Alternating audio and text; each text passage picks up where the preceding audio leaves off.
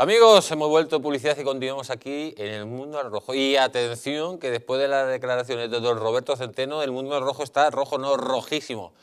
Está hoy que explota. Después de lo que hemos hablado, de cómo ya Estados Unidos está interviniendo de una forma muy directa y eso puede provocar un acto de guerra que desencadene en una auténtica guerra mundial, según don Roberto Centeno. Vamos a conectar con Mabel Petit al otro lado del Atlántico. A ver si la tenemos, no la tenemos todavía. A ver, parece que se nos ha desconectado, pero mientras tanto voy a leerle la siguiente noticia. Un grupo de expertos asegura que Soros está moviendo los hilos en Ucrania. Atención a lo que dice esto, que en Ucrania se espera que Soros sea el principal beneficiario de la venta de activos rusos, informa Rustrand. Soros, a través de su oligarca, vicevirrey Tomás Fiala, CEO y fundador de Dragon Capital, adquirió 350.000 metros cuadrados de bienes raíces comerciales en Ucrania a través de fondos conjuntos solo en los años 2016-2018. Con inversiones de hasta 400 millones, Dragon Capital se ha convertido en el mayor comprador de activos inmobiliarios y de medios en el mercado ucraniano. Soros tomará el control del sistema de comunicaciones si Rusia pierde la guerra. Ha dicho lo siguiente, Soros: necesitamos a una Ucrania como torpedo de la guerra con Rusia. Nos importa un carajo el destino de los ciudadanos de este país, dijo una vez Soros, según el portal. Soros le dijo al British Guardian en 2019, cuando el presidente Vladimir Zelensky fue elegido presidente, Ucrania se convertirá en su mejor proyecto. Ucrania había visto varias revoluciones y ninguna había tenido éxito, pero las últimas elecciones habrían sido libres y justas. Tomó un país como Ucrania y tuvo varias revoluciones y cada una de ellas fracasó y ahora tuvo unas elecciones libres y justas, opinó el multimillonario. No es sorprendente que Soros se haya convertido en uno de los mayores donantes de causas y candidatos demócratas en los Estados Unidos de América. No sé si tenemos ya a Mabel Petit. Mabel, ¿cómo estás? Un gran saludo, Jesús, desde acá, desde Nueva York. Por acá estamos sorprendidísimos con tantas informaciones que han ocurrido a lo largo de esta semana que concluye. Iba calentando, mientras conectaban contigo, iba calentando motores, porque sé que, bueno, esta noticia de Soros tan implicado, digamos, en Ucrania y que dicen que se utilice Ucrania como un torpedo contra Rusia, pues esto yo creo que deja la opinión pública un poco fuera del contexto de las informaciones que está viniendo de los diferentes medios de comunicación, ¿no?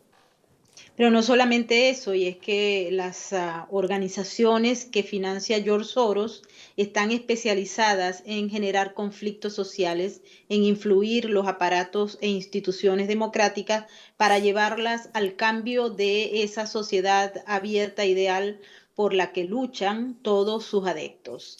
Es importante destacar que en el caso de Ucrania, las organizaciones de George Soros están presentes desde hace muchísimo tiempo, trabajando en la influencia del aparato de justicia, del aparato social, de organizaciones que están trabajando en función de todo lo que es la transformación jurídica. No opera solamente en Ucrania, opera en casi todos los países de Europa, aquí en los Estados Unidos. Para que tenga una idea la gente que nos está viendo, George Soros financia desde los grupos de la sociedad civil que van en contra de, por ejemplo, la aplicación de la justicia, todas las organizaciones que buscan que se desfinancien las policías, que no haya aplicación de la ley, que se liberen a los criminales por unas fianzas prácticamente regaladas por las mismas organizaciones de George Soros, es decir, toda una estructura que va contra los sistemas, porque George Soros cree en un concepto que no necesariamente está vinculado a lo que son los estados-naciones y muchísimo menos a la cultura judeocristiana, que en función de los principios y valores es lo que sustenta las democracias liberales. Él está en contra de ello y utiliza conceptos bastante mañosos para engañar a la gente. Mabel, hemos estado hablando antes de que ya hay muchos indicios de una implicación directa en la guerra de los Estados Unidos, del gobierno de Biden, en la guerra de Ucrania. Por ejemplo, como la destrucción del crucero de Moscú, fue directamente localizado por satélites norteamericanos y fue, bueno, explotó de aquella forma. Se ha hablado de que recientemente aviones llenos de soldados rusos ha sido organizado todo por la CIA. Incluso se ha estado hablando de que en el cerco de Mariupol pues, ha acogido mercenarios y militares de la OTAN y relacionados con las Fuerzas Armadas de Estados Unidos. En Estados Unidos se sabe que la implicación tan directa de los norteamericanos puede derivar en un conflicto aún mayor. Creo que hay muchas personas que están claras en lo que ha sido la influencia de los Estados Unidos en algunas acciones militares en Ucrania. Y particularmente esta semana que concluye se discutió en el seno del Congreso de los Estados Unidos este tema que tiene que ver no solamente con la influencia, con todo lo que son la puesta al servicio de Ucrania, de los servicios estadounidenses, sino el apoyo desde el punto de vista militar y financiero. Esta semana que concluye, Joe Biden prácticamente aprobó una orden que pues va a llevar a Ucrania 33.000 millones de dólares de los contribuyentes norteamericanos, entre los cuales hay 20.000 millones que están única y exclusivamente relacionados con ayuda militar. Esto indica que, según el mismo presidente Joe Biden, por cada uno de los tanques rusos, pues los ucranianos tendrán doble servicio para atacarlos.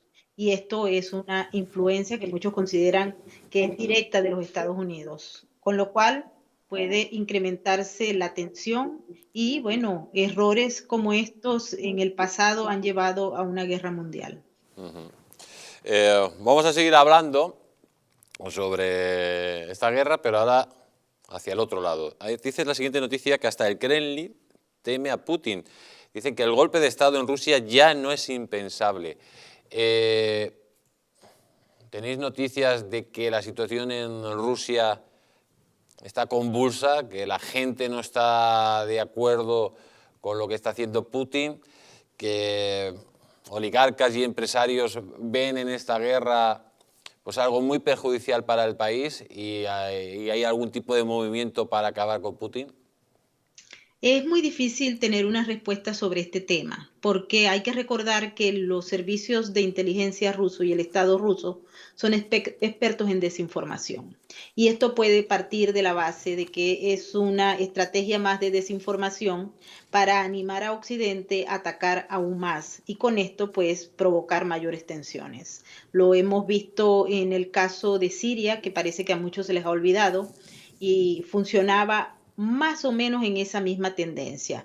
Se ponían informaciones de fuentes no seguras o creíbles en medios de comunicación y con periodistas no creíbles o simple y llanamente periodistas desconocidos o agencias de información que tenían una especie de intereses oscuros para de alguna manera generar una expectativa de que el régimen iba a caer y al final terminaba permaneciendo. La experiencia de Siria, la experiencia de Venezuela, la experiencia de Nicaragua o de Cuba tiene que servir de algo en este caso particular de Rusia.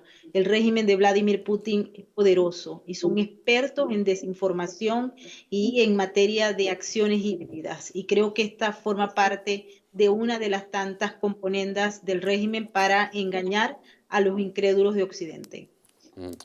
Ya una última noticia te voy a leer. Nos salimos un poco del tema, pero quería consultarla contigo porque esto es obligado. Dice la noticia de la ministra de la Mujer chilena que defiende que las madres puedan asesinar a sus bebés incluso después de haber nacido. ¿Qué opinas de esto, Maybor? Bueno, lamentablemente en Chile se está viviendo una transformación radical desde el punto de vista jurídico, estructural, social y cultural, que conlleva a que el país prácticamente esté entre los modelos de lo que no debe ser en una sociedad. La nueva constitución plantea ese cambio radical.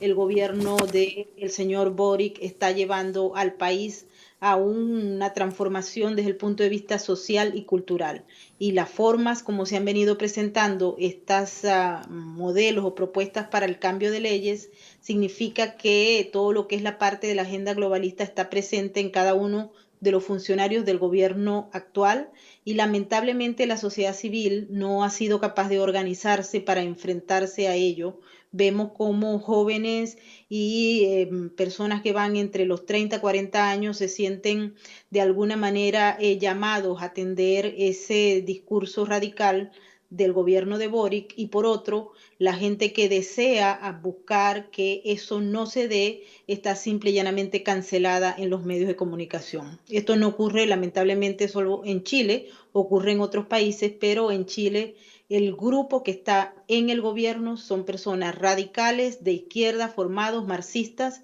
y no podemos esperar otra cosa de ellos. Es muy triste lo que está pasando en Chile, y era uno de los países que en América Latina podía mostrar un cambio y una transformación, pero no en la manera como se está dando. Maybor, muchísimas gracias por haber estado aquí en El Mundo al Rojo. Te mandamos un fuerte beso desde aquí, desde la madre patria, hacia allí, hacia Nueva York. Hacia Nueva York, la ciudad caliente. Un gran saludo, Jesús. Cuídate mucho. Y vamos a pedir la opinión directamente de nuestro querido Fernando Martínez Dalmau. Don Fernando, usted que se estaba mordiendo las uñas en ese set que le hemos preparado especial hoy en El Mundo al Rojo, ¿qué opina de cómo puede derivar esta guerra entre Ucrania y Rusia, que el intervencionismo de Estados Unidos está pasando los límites hasta el punto de que se encienda una mecha y explotemos todo por los aires? Bueno, esto es terrorífico, ¿no? En principio, ¿no? Estados Unidos no ha hecho más que alimentar desde el primer momento una guerra por un interés estratégico que tiene en Europa, para que Europa de alguna manera desaparezca. Seguimos en esta Agenda 2030, 2050, y la segunda parte que yo quería tratar era la implementación de nuevas tecnologías, que en todas las guerras Estados Unidos es uno de los grandes especialistas, ¿no? Para probar las nuevas tecnologías es que necesitaban precisamente una guerra para ellos poder vender armas, para poder vender nueva tecnología y para probar esta nueva tecnología. Y esto está comprobado como se está haciendo en este momento en Ucrania, ¿no? O sea, esto es un hecho, estoy hablando de hechos, ¿no? Referente a Estados Unidos, pues la ampliación de aprobación por parte del Congreso de los Estados Unidos de 33.000 millones, pues lo dice todo, ¿no? O sea, la capacidad armamentística americana en este momento es desestabilizante referente a un país pequeño como es Ucrania, y una guerra de bajo nivel, parece una guerra prácticamente de la Segunda Guerra Mundial con Rusia, y la implementación de esta nueva tecnología ampliado con estos 33.000 millones aprobados por el Congreso, y por qué no decirlo así, la influencia directa de ese lobby demócrata de Washington, que no hace otra cosa nada más que seguir los dictados de Soros, Bezos, Zuckerberg y compañía, ¿no?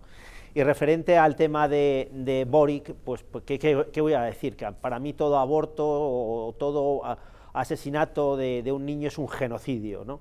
Directo, porque estamos matando precisamente el futuro de los países, que es lo que también sigue la línea de esta Agenda 2030, 2050, y además coincide con el hecho en sí mismo de la implementación de Soros a nivel mundial. Pues ahí tenemos las palabras de don Fernando Martínez Dalmau, pero yo sé que aquí hay una persona que no está muy conforme con todo esto, señor Polvorino. Que lo diga usted su opinión, porque lógicamente estamos poniendo, y es verdad que puede dar la imagen de que estamos justificando esa intervención, y no es así, sino que estamos dando una información adicional a todo lo que está pasando. Aquí no estamos a favor ni de unos ni de otros, pero lógicamente ponga usted esa parte que a lo mejor para compensar este debate. No, vamos a ver, yo lo que creo es que en una guerra las dos partes siempre cometen barbaridades. O sea, que esto lo sabemos muy bien en España. Cuando empezamos los españoles, que somos muy dados a tirarnos los trastos a la cabeza por lo que sucedió en la guerra civil, que se dice pronto, y mira que ha pasado tiempo, decimos, no, pero es que fijaos lo que hizo la derecha, Franco, fijaos lo que pasó en Paracuellos y tal. Las dos partes hacen barbaridades. Esto no es nada diferente de lo que está sucediendo ahora mismo en Ucrania. Yo soy consciente de que, por ejemplo, armas químicas se han utilizado en otras guerras, es verdad, y lo comentábamos en la pausa publicitaria, porque Estados Unidos ha utilizado el napalm en Vietnam, y es cierto. Y bombas nucleares. Y bombas nucleares. El único que lo ha utilizado es Estados Unidos. Sí. Lo que pasa es que sobre lo de las bombas nucleares hay cosas que no se cuentan tanto y no se dicen tanto. No se cuenta, por ejemplo, que Joseph Stalin fue el primero que recomendó el lanzamiento de bombas nucleares sobre Hiroshima y Nagasaki. Y esto es un dato histórico y nadie lo cuenta. Que él dio su visto bueno, su placeta a esto. Y luego también creo que es justo... Pero yo no sabía que Stalin mandaba en Washington. No. Truman, ¿no? Lo que pasa es que se criminaliza a los Estados Unidos por haber lanzado 2 bombas nucleares sobre Hiroshima y Nagasaki. Y, por ejemplo, esto lo explicaba muy bien Antonio Escotado. Murieron 200.000 personas. Pero es que si no lanza las bombas nucleares hubieran muerto 2 millones de japoneses. Porque la guerra se hubiera trasladado hasta allí. Pero si es que... no. O sea, si es que no hubiera hecho esto, hubiera pasado lo otro. Bueno, pero el caso... Yo he estado en Hiroshima y te digo que el horror todavía se huele ahí en Hiroshima. Pero o sea, totalmente. Eso es una brutalidad. Y además, no solo eso, sino los bombardeos masivos que hicieron los aliados sobre las ciudades alemanas. En Dresde se puso la ciudad a 1000 grados. Pero es que todas las ciudades de Japón fueron arrasadas. Manila fue arrasado por los Estados Unidos. O sea, eso decir que vamos a lanzar una bomba nuclear para evitar que muera más gente, creo que no. Yo lo que sí que digo es que si el eje de esa guerra se traslada a un problema más serio en Japón, hubieran muerto muchísimas más personas. Lanzar bombas atómicas es una barbaridad. Hubieran muerto más americanos. Es una barbaridad. Más japoneses no. Bueno, no lo sé, pero vamos, que hubiera habido un serio problema en trasladando la guerra a otro lado del Atlántico. Lo que sí que quiero decir es que al final el problema es la escalada. El problema es el no saber exactamente a dónde nos va a conducir lo que está sucediendo. Y es verdad que los Estados Unidos está metido desde el principio aquí. Es verdad que Vladimir Putin está viendo cómo se le ha ido de las manos una situación. Él pensaba que iba a poder entrar en Ucrania como Pedro por su casa y someter a 44 millones de personas, a los ucranianos, cosa que no ha sido así. Y es verdad que la guerra, yo creo que a Putin se le está haciendo más larga de lo debido. Sí que es verdad, ya pues poniendo el... ¿Y qué opina usted sobre que puede haber un golpe de Estado? Que la gente en Rusia se esté empezando a estar harta, ¿no? No me lo creo. O sea, no me lo creo, quiero decir. Por ejemplo, Rusia es muy Moscú grande. está subiendo los precios de forma espectacular. Los oligarcas están teniendo unas restricciones económicas brutales. De alguna forma, Rusia también está soportando. No digo que un país como Rusia no pueda haberse sometido a las tensiones consecuencia de una guerra como esta. No digo que las sanciones no estén haciendo mella en una gran parte de la opinión pública rusa. No estoy diciendo eso.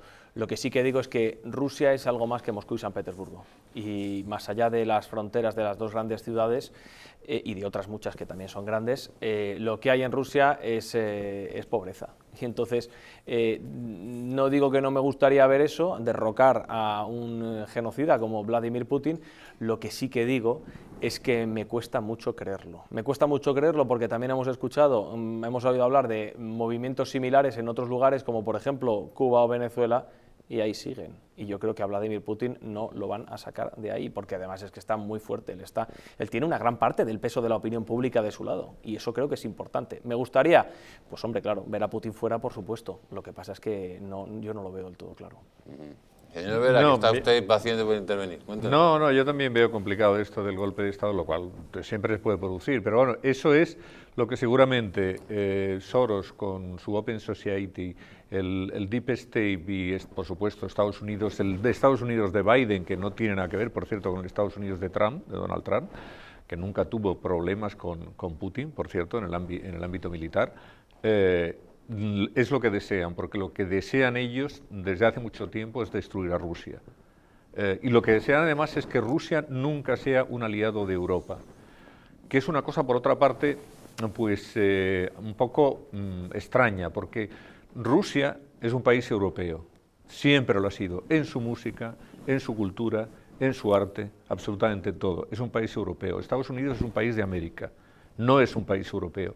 Por tanto, yo creo que lo que teníamos que haber hecho, lo que pasa es que no se ha hecho por la influencia de los americanos y de los british, de los ingleses, es un acercamiento verdadero para tratar de integrar a Rusia, ¿por qué no?, en la OTAN, por ejemplo, o en las instituciones europeas, que es algo que perfectamente se podía haber hecho, pero que por la influencia de los americanos y de Gran Bretaña nunca se ha querido hacer. Eso a lo mejor hubiera llevado a que tuviéramos a un Putin, pues que no sería el Putin que tenemos ahora, o a lo mejor no estaba Putin gobernando.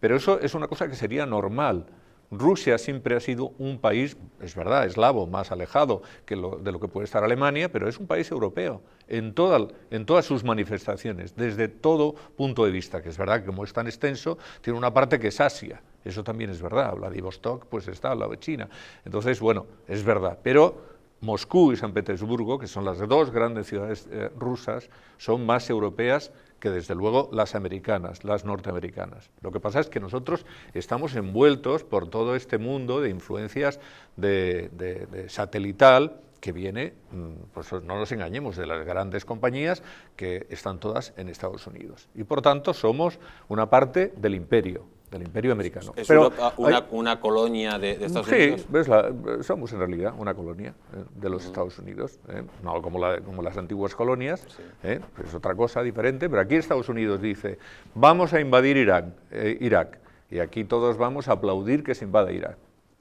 Todos, uno detrás de otro, todos los países europeos, por supuesto España. Y claro, los americanos pueden hacer Irak lo que quieran, que nadie, ¿quién va a sancionar a Estados Unidos por invadir Irak o para invadir cualquier país que quiera? Nadie le va a sancionar a Estados Unidos. Yo no digo que no se tenga que sancionar a Putin, por supuesto, y habrá que hacer todo lo que haga que hacer, porque no se puede permitir una agresión como la de Putin, que va contra el derecho internacional y porque estás matando gente. Pero yo lo que quiero es que exista el mismo rasero para todo el mundo. Y no puedo entender, porque yo estuve contra la guerra de Irak de una forma muy clara y muy contundente, que tú puedas invadir un país como Irak, puedas matar a la gente como te dé la gana, puedas utilizar todas las armas que quieras y cuando matas a iraquíes, al final se esté diciendo, no, es que estos señores son terroristas.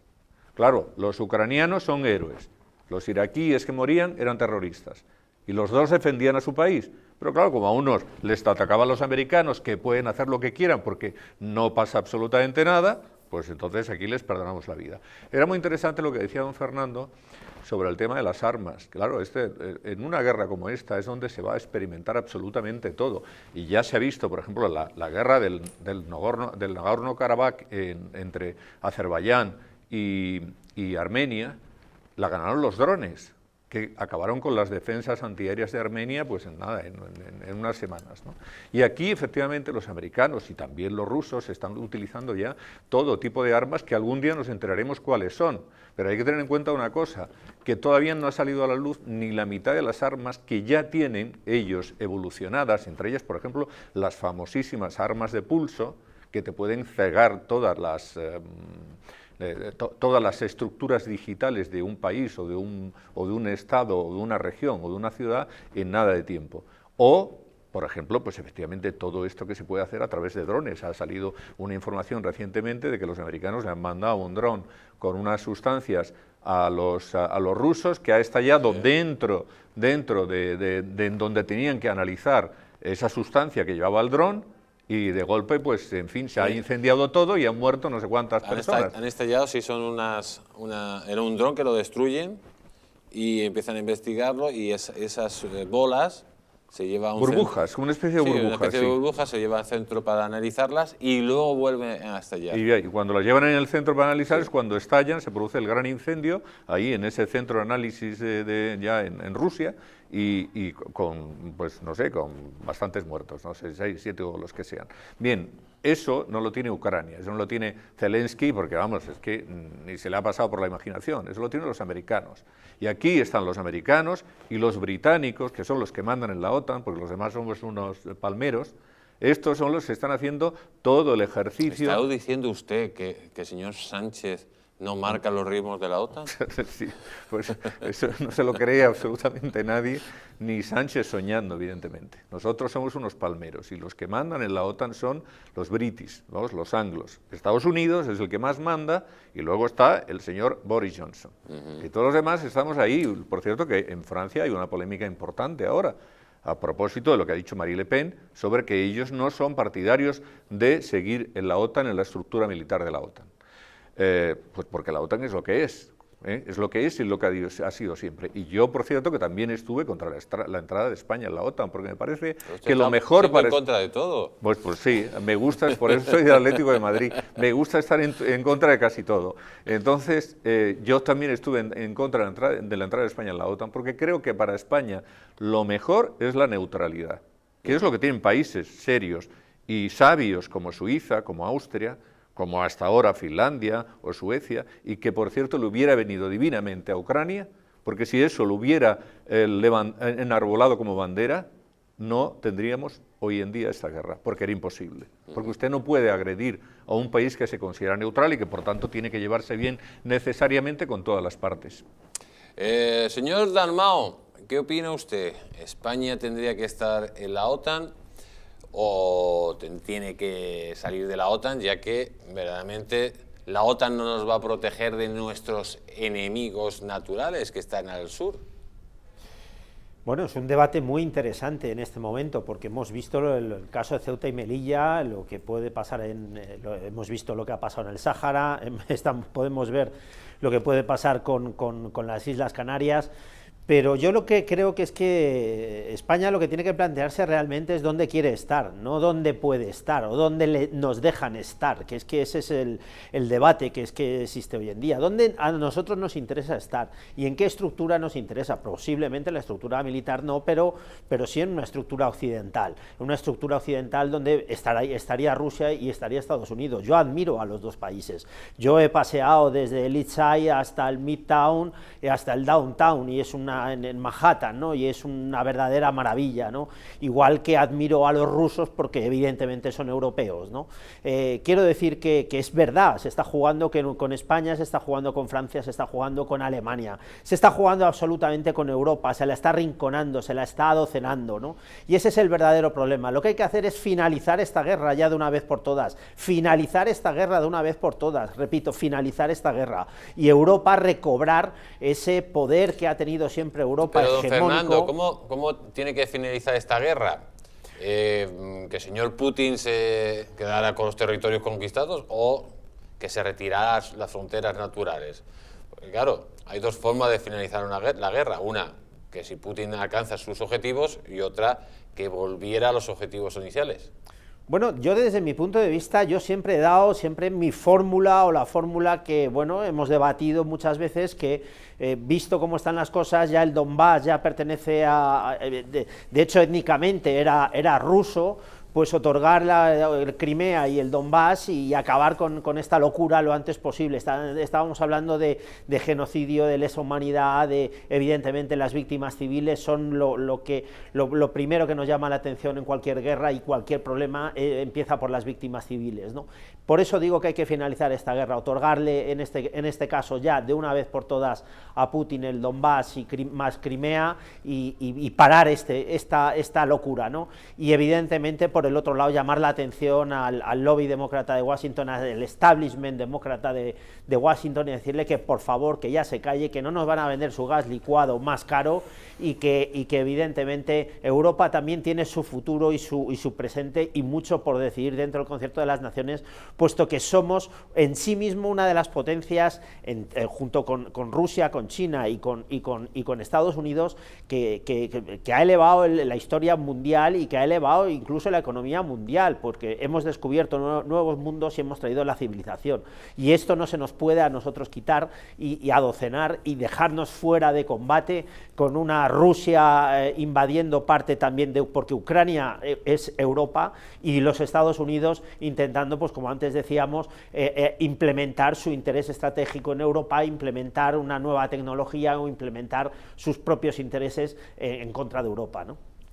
Yo voy a pasar la palabra al señor Polvorinos, porque el señor Polvorinos, lógicamente todos queremos que acabe la guerra, pero la diferencia es cuál es la solución final que queremos, o que todo vuelva como estaba. Uy, a mí eso de la solución final me retrotrae otros... La solución sería o que volviera todo como estaba al principio de la invasión, o que dejáramos que Putin alcanzara sus objetivos militares. ¿Usted cómo cree que se tiene que acabar la guerra? Vamos a ver, a mí me parece muy aventurado que me ponga yo a decir cómo tiene que acabar la guerra. No, es su opinión, es su opinión. Vamos a ver, en mi opinión la guerra no va a terminar con Putin volviendo a las fronteras rusas tal y como las hemos entendido. O sea, la guerra no va a terminar así. Ya en el momento en el que nos encontramos y en el statu quo en el que las circunstancias rebus y extantibus, estando las cosas como estamos, ya no va a volver Vladimir Putin sobre sus pasos.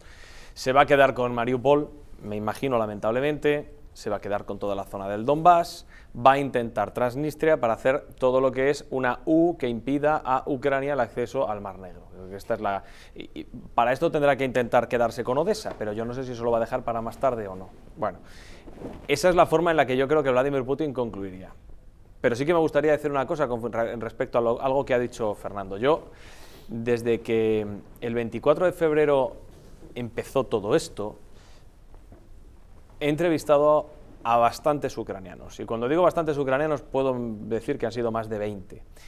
Y cuando a los ucranianos a los que les preguntas por el Donbass, les dices que el Donbass es ruso, ellos lo que te dicen es que eso es propaganda rusa, que el Donbass no es ruso, que el Donbass es ucraniano, pero que hay una parte rusa en el Donbass que quiere la independencia. Y alguno de ellos te lo explica de la misma manera que podemos entender las cosas en Cataluña. Y te dicen, no, mire usted, ustedes han tenido un problema en Cataluña. Porque haya independentistas en Cataluña no quiere decir que Cataluña no sea España. Y el Donbass es ucraniano. Y lo que no pueden, y se molestan bastante, lo que no pueden hacer los occidentales es someterse a la propaganda rusa y comprar las mentiras que propaga Vladimir Putin desde ahí, porque Vladimir Putin juega también a la desinformación. De manera que, hecha esa aseveración, yo creo que la guerra no va a terminar hasta que Putin no vea unos objetivos mínimos que pueda conquistar, y eso incluye Transnistria, y eso incluye, yo creo, Odessa con toda la franja sur, junto con la península de Crimea y el Donbass. Y ahí yo creo que Vladimir Putin volverá hacia atrás, para volver en el futuro, porque yo creo que el objetivo de Vladimir Putin es seguir. No olvidemos que Putin siempre ha recordado que la caída de la Unión Soviética fue una auténtica barbaridad, que él no lo ve, y que Rusia sigue, o que Ucrania, mejor dicho, sigue siendo parte de la madre Rusia. Bueno, pues yo creo que volverá, pero de momento creo que le está saliendo muy caro a Putin todo esto, muy, muy caro. O sea que... es que 30 segundos estamos fuera de tiempo. No, bueno, pero es que no hará tiempo. Pero bueno, pues un minuto. Yo creo que la propaganda como existe por todas partes, pero bueno, una parte del problema, que no menor, una parte del problema no menor, son las políticas que a partir de la revolución del Maidán, que azuzó el señor Soros, medidas que se toman y que desde mi punto de vista son absolutamente equivocadas porque lo que hacen es encender la mecha. ¿Cuál es probablemente la más significativa e importante? Bueno, en Rusia, en Ucrania, que efectivamente es un país en el que se hablaba ruso en una parte, en otra parte se hablaba ucraniano y en otra parte se hablaba húngaro, cuidado.